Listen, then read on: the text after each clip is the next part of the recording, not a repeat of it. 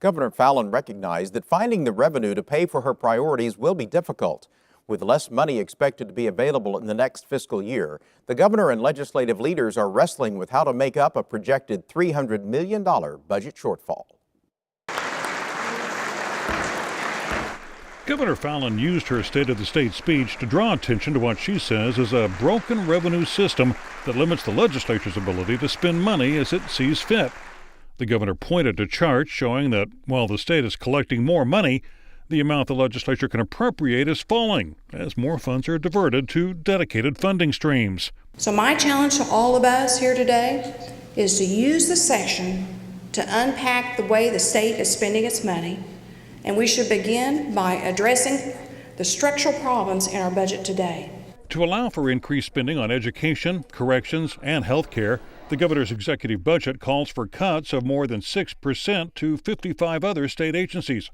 The governor also proposes taking $300 million in state agency revolving funds to balance the budget, citing what she says is about $900 million in unencumbered funds that are not obligated for a specific purpose. I recognize that cash savings are necessary to help agencies and to keep them going through their budget cycle. However, we do know that a portion of almost that $1 billion in unencumbered funds could and should be redirected to other priorities here in this legislative body and for our state. There are currently more than 600 agency revolving funds, with balances ranging from a few pennies to millions of dollars. Those funds are typically not appropriated by the legislature, but instead funded through combinations of fees, taxes, fines, and other sources.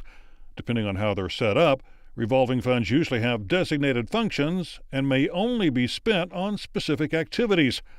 Office of Management and Enterprise Services spokesman John Estes says it's not unusual for the legislature to take money out of revolving funds for other purposes. Transfers are made out of these funds almost every single year in the budget. It's received more attention lately because the amount that they've transferred out has been a little higher than it is in the past, but the practice of taking money from these funds, and if it is not used and needed in that fund and using it somewhere else, is not new. The legislature last year rated revolving funds for more than $297 million to balance the current state budget. State Attorney General Scott Pruitt ruled 3 of those transfers violated the state constitution, which requires that money collected through taxes shall only be used for the purpose for which it's designated. We learned from last year and will be much more thorough and engage the agencies more to have a better appreciation for what they're thinking about their various revolving funds. State Finance Secretary Preston Dorflinger says the Office of Management and Enterprise Services has begun working with state agencies to determine how much could be removed from their revolving funds. The agencies have been very helpful in their dialogue with us, and but I think between the approach chairs, the governor's office, and a lot of other smart people, much smarter than me, we will work with the agencies to try to figure out what's the appropriate amount. Oklahoma Policy Institute Executive Director David Blatt is concerned by the governor's proposal to once again target revolving funds as a source of revenue. There's one line in her budget that says transfer from agency revolving funds $300 million. It doesn't suggest which revolving funds they are, and that's going to be the heart of the matter. For some agencies, revolving funds make up most, if not all, of their budget. Darrell Weaver is executive director of the Oklahoma Bureau of Narcotics and Dangerous Drugs Control. In 2006, we only relied 25% of our budget on revolving funds.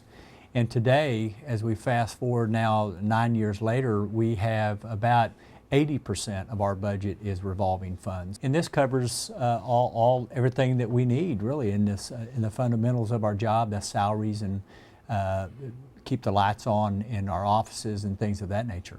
Weaver says for his agency and others, revolving funds serve as a savings account to pay for unanticipated expenses. You can't run an agency and drain your accounts down to zero and expect you could have an expense, you could, wreck a vehicle, you could, all things happen. Estes says agencies that are using their revolving funds as a rainy day fund should be aware that money may be targeted for other areas of government spending. If an agency is keeping money around for an undefined reserve purpose, it's going to be unencumbered in most cases. It's hard to encumber something without a specific definable purpose. So that $900 million you hear about that's unencumbered, it could very well include monies that agencies are using for a reserve of some kind.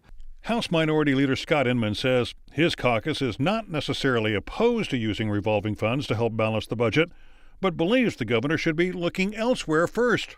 While she's tapping into other state agencies' rainy day funds, she refuses to touch her own $600 million rainy day fund. We think that's hypocritical.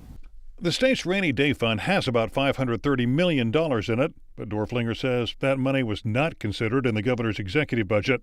That could change once lawmakers know how much they actually have to spend. I will tell you that I think it's reasonable to expect that February's numbers are going to not improve, but I think the gap could get bigger.